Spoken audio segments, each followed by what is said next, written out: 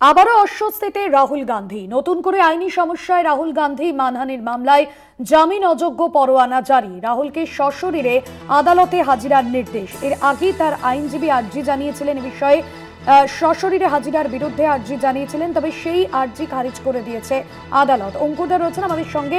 অঙ্কুরদা, রাহুল গান্ধী তিনি কি হাজিরা দিচ্ছেন, কি জানতে পারছো? এখনো পর্যন্ত সেই বিষয়ে রাহুল গান্ধীর অবস্থান আমরা জানতে পারি না। গত 2018 সালের 28শে মার্চ রাহুল গান্ধী কংগ্রেসের একটি জনসভায় বিজেপির বিরুদ্ধে যে বক্তব্য রেখেছিলেন তারই প্রেক্ষিতে মানহানির মোকদ্দমা করেন বিজেপি নেতা প্রতাপ কুমার, এবং সেই মামলা শুনানি চলাকালীন রাহুল গান্ধীর বিরুদ্ধে জামিন অযোগ্য পরোয়ানা জারি করা হয়েছে ঝাড়খণ্ডের চাইবাসা এমপিএমএলএ আদালতের পক্ষ থেকে। এর আগে ঝাড়খণ্ড হাইকোর্টের নির্দেশে মামলাটি সিজেএম আদালত থেকে রাঁচির বিশেষ আদালতে স্থানান্তরিত হয়। পরে এটা চাইবাসার এমপিএমএলএ আদালতে পাঠানো হয়েছিল।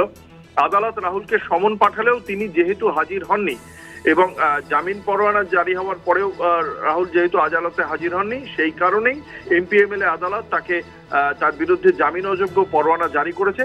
আগামী 26শে জুন সশরীরে তাকে আদালতে হাজির হওয়ার নির্দেশ দিয়েছে ঝাড়খণ্ডের চাইবাসার এমপিএমএলএ আদালত। ধন্যবাদ অঙ্কুরদা।